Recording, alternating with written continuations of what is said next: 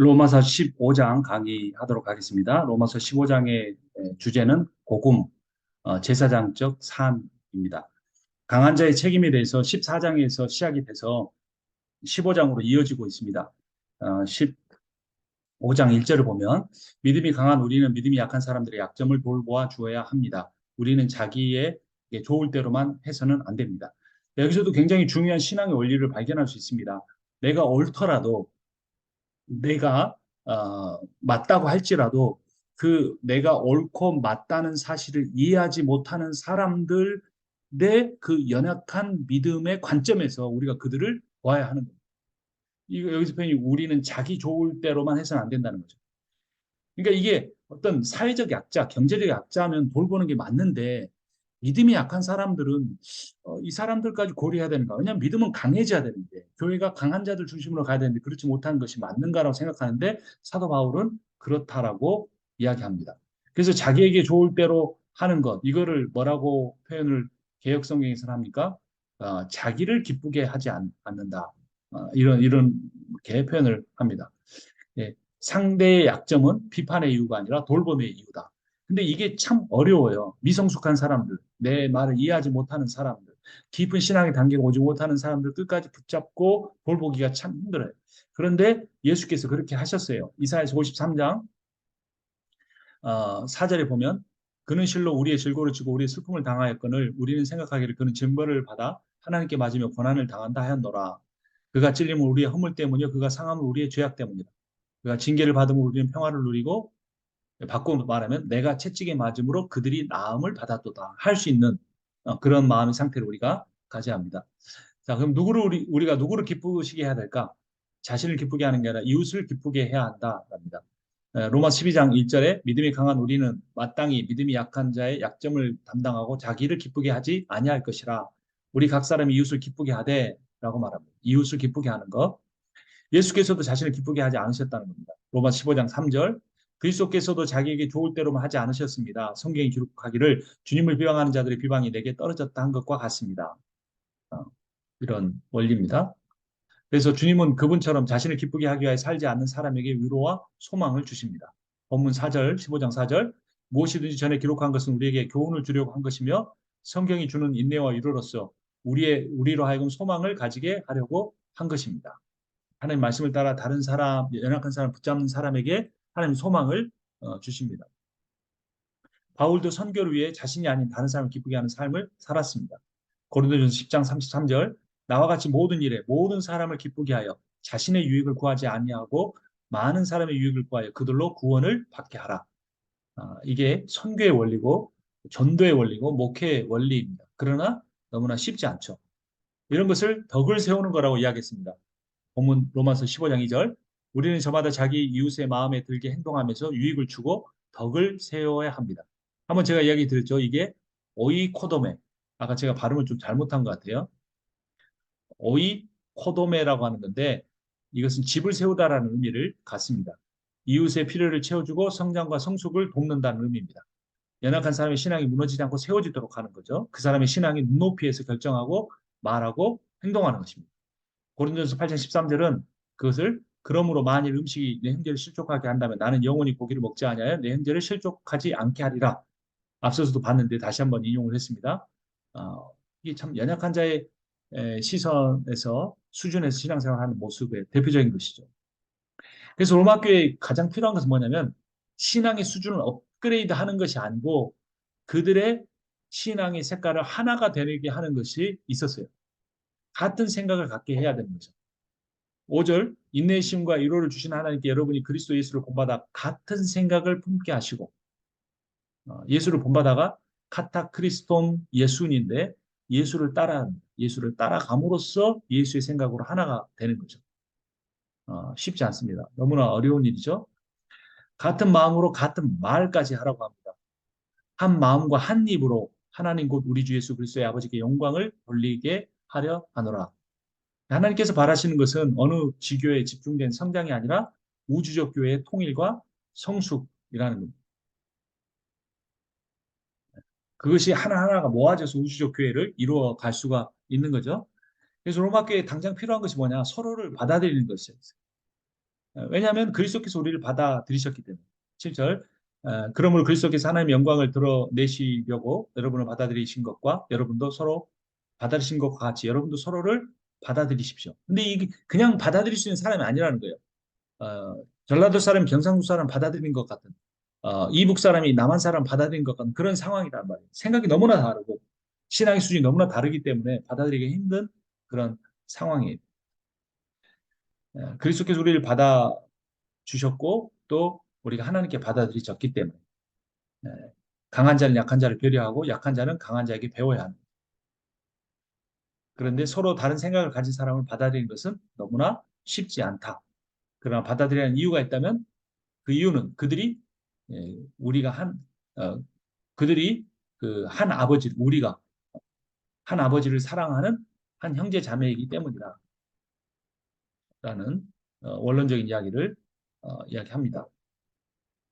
그래서 그리스도께서 유대인들과 이방인들 모두 다 받아들이셨다는 이야기가 8절 이하에서 나오는데요. 유대인에 대해서는 내가 말하는 이 그리스도께서 하나님의 진실하심을 위하여 할례의 추종자가 되셨으니 이는 조상들에게 주신 약속들을 견고하게 하시기 위함이다. 또 유대인 이방인에 대해서도 이야기합니다. 이방 사람도 궁일의 여김을 받아서 하나님께 영광을 돌리게 하시려고 한 것입니다. 기록된 바 그러므로 내가 이방 사람들 가운데서 주님께 찬양을 드리며 주님의 이름으로 찬미합니다 한 것과 같습니다. 그래서 그리스도는 유대인과 이방인을 다 받아 주셨어요. 우리도 그렇게 해야 합니다. 하나님께서 아브라함이 약속을 주실 때도 그랬죠. 아브라함을 통하여 열방이 복을 받게 하신다고 하셨죠. 예수께서 열방을 향한 아브라함의 언약을 성취하셨어요. 로마서 4장 13절. 아브라함이나 그 후손에게 세상의 상속자가 되리라고 하신 언약은 율법으로 말미암은 것이 아니고 오직 믿음의 의로 말미암은 것입니다. 그래서 우리도 열방을 향한 민족의 차별이 없고 성별의 차별이 없고 지위와 경제적 어떤 지식 모든 것에 있어서 차별이 없는 그러한 하나님 나라를 이루어 가야 하고 그 하나님 나라를 이루기 위해서 이루어 가기 위해서 우리에게 교회가 필요합니다.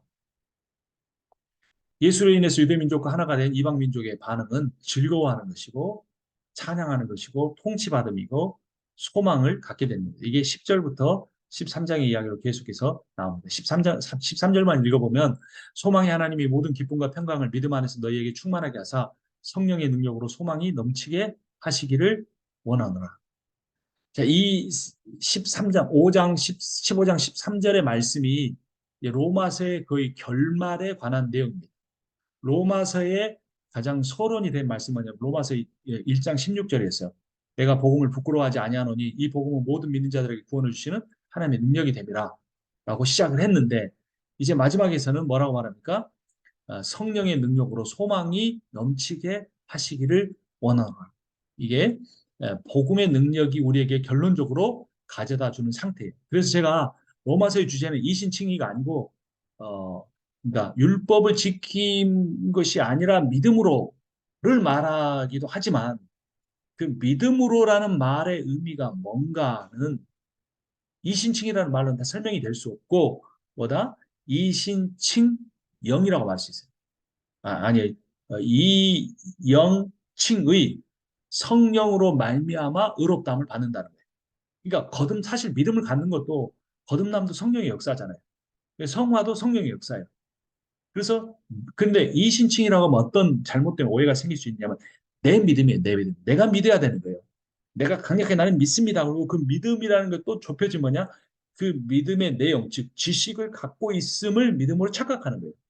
내가 가진 지식이 믿음이 아니라 성령이 나를 거듭나게 하는 born again 하는 이전 사람이 죽고 다시 살아나게 하는 그, 그 성령의 역사. 그래서 그게 거듭남이 성령의 역사인 것을 강조하게 되면 거듭난 즉시 그 나를 거듭나게 하신 성령이 나를 하나님의 뜻을 따라 살아가게끔 인도해 주시는 거예요. 그래서 우리가 거듭난 사람이라면 촉각을 세우고 우리가 고민해야 될 것이 성령이 의지하시는 의도하시는 바가 뭐냐? 성령이 우리 가정에 의도하시는 바가 뭐냐? 성령이 내 삶에 의도하시는 바가 뭐냐? 성령이 우리 교회 안에 의도하신 바가 뭐냐?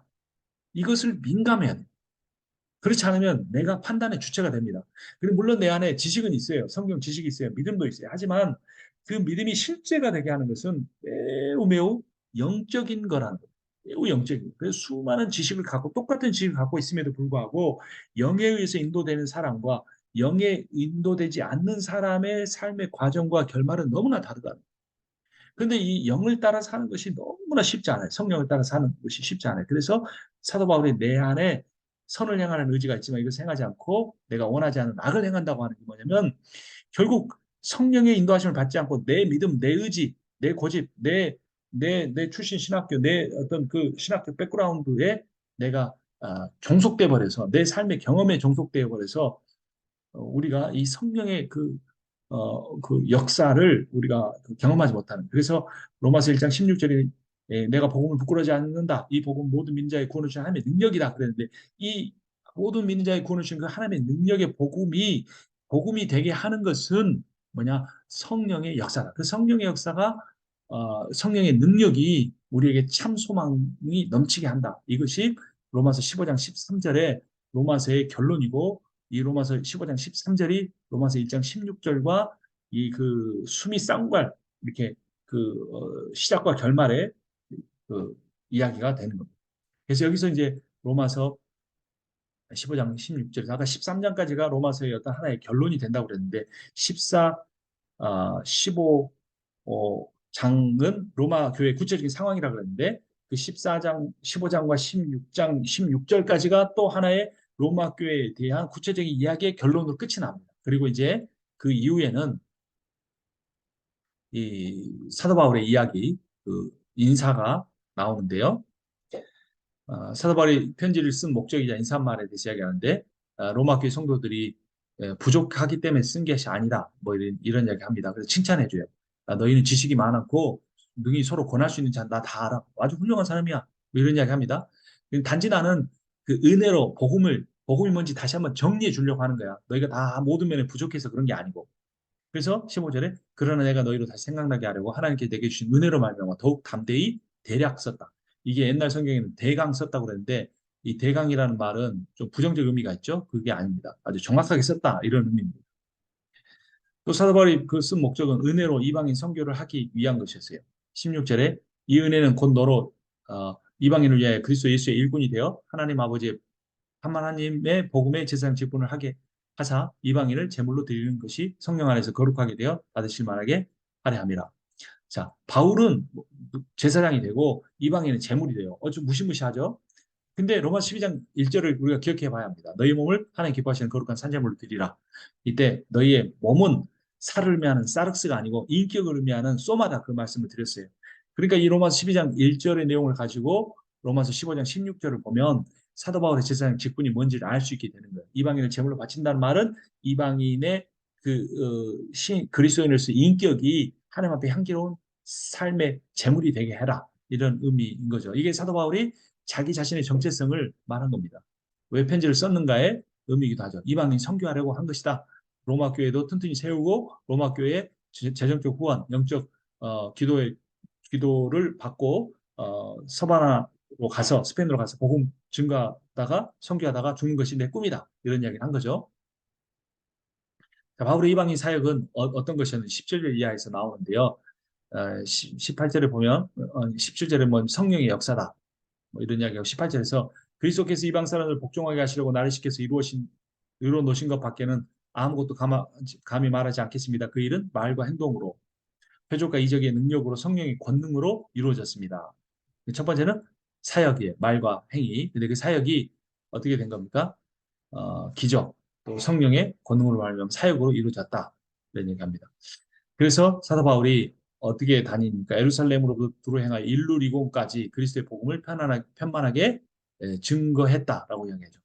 이 거리가 1,400마일 정도, 그러니까 22,250km. 미국 동부의 서부까지 한 8번 정도, 그러니까 왕복으로 하면 4번 정도 할 정도의 어마어마한 거리를 사도 바울이 걸어서 또는 배를 타고 이렇게 이동하면서 복음을 전했습니다. 사도 바울이 그래서 자신을 어, 자랑할 만한 성령의 역사하심을 따라 사역한 존재다 했고 자기를 선교 개척자로 이야기하기도 합니다. 또 내가 그리스도의 이름을 부르는 곳에서는 복음을 전하지 않기로 힘썼으니 이는 남의 터위에 건축하지 아니하려 함이라. 그래서 복음이 미개척된 곳에 가서 선교 개척자의 삶을 살았다. 이것을 떳떳하게 이야기하고 있습니다. 선교적 삶, 선교적 목회, 선교적 선교가 요즘 강조되고 있죠. 다른 사람의 구역을 침범하지 않았다는 게 아니라 복음을 듣지 못한 이들을 위해 헌신했다는 의미입니다. 거기는 다른 사람 구역이니까 안 갔다는 게 아니라 이미 복음을 들었으니까 가지 않았다. 복음을 듣지 못한 사람들에게 복음을 전하는 그런 꿈을 갖고 있다. 이런 이야기를 했습니다. 그래서 자신의 30년 동안 이제 선교를 했는데 그 여생을 스페인에서 마치기를 원했죠. 바울은 로마 교회만 아니라 소아시아 여러 교회에서도 예수 이름만 남겼어요. 이런 이야기를 쭉 했습니다. 사도 바울이 그렇게 이제 그런 꿈을 가지고 자기 선교 마무리를 하려고 꿈을 갖는데 문제는 뭐죠? 여러 번 노력이 막혔어요. 그러므로 22절 또한 내가 너에게 가르쳐 하던 것이 여러 번 막혔다. 23절 이제는 이 지방에 일할 곳도 없고 또 여러 해 전부터 언제든지 서바나 갈 때 너에게 가기를 바라고 있었다. 이게 다 전한 거예요. 할 일이 없다가 아니라 복음 다 전했다. 그러니까 그 다음은 내가 서바나까지 가는 것이고 여러분들에게도 가기를 원한다. 이런 이야기를 한 거죠. 그리고 그 과정에서 그 전에 해야 될 일이 있는데 예루살렘 교회에 그 헌금을 전하는 일이었습니다. 24절 이는 지나가는 길에 너희를 보고 먼저 너희와 사귐으로 얼마가 기쁨을 가진 후에 너희가 그리로 보내주기를 바랍니다. 좀 약간 사도 바울이 굉장히 그 뭐라 그러죠? 당당하죠. 눈치 보지 않고 너희가 그리 보내주기 원한다. 재정적으로 후원해달라. 그런 이야기를 합니다. 그래서 지금 사도 바울이 소아시아에서 예루살렘으로 가서 그 헌금 모은 거 예루살렘 교회 힘든 사람들에게 전해주고 예루살렘에서 로마로 가서 로마에서 다시 사바나로 가려고 하는 그런 일들을 하고 있습니다. 그 일을 이 26절에 보니까 마케도니아 지역 사람들과 아가야 사람들이 많이 도왔어요. 그래서 그 돈을 전달해 주려고 가는 거죠. 그것에 대해서 사도 바울은 영적인 것을 받았으니까 유대인들에게 예루살렘 유대인들이 받았으니까 너희들은 육적인 것을 그들을 섬기는 것이 마땅하다라고 이야기를 합니다. 그래서 다시 한번 너에게 들렸다 사바나로 가리라 이렇게 이야기합니다. 그리고 내가 가는데 쉽지 않은 여정이다. 그러니까 너희 기도에 나와 힘을 같이 하여 나를 위하여 하나님께 빌어달라 이렇게 말합니다. 그래서 유대에서 순종하지 않은 자들로부터 건짐을 받게 하고 그러니까 사도 바울도 알아요. 예루살렘 가면 자신의 목숨이 위태해질 것을 알고 있어요. 그래서 내가 그 위험을 다 해치고 예루살렘에 헌금 전달하고 너희들에게 갈 수 있도록 해달라 이렇게 이야기한 거죠. 사도 바울은 그때는 몰랐어요. 그가 거기서 붙잡혀서 로마 군대의 호위를 받으며 포로가 되어서 로마 교회를 가게 될 줄 몰랐지만 결국 사도 바울이 그런 과정을 거치게 됩니다. 어찌됐건 사도 바울은 위험을 무릅쓰고 예루살렘 교회로 갔고 하나님이 그의 뜻을 받아주셔서 로마로 가게 하신 거죠. 하지만 스페인까지 복음 전하는 일은 하지 못하고 그의 인생을 그의 삶을 선교 여정을 마치게 됩니다.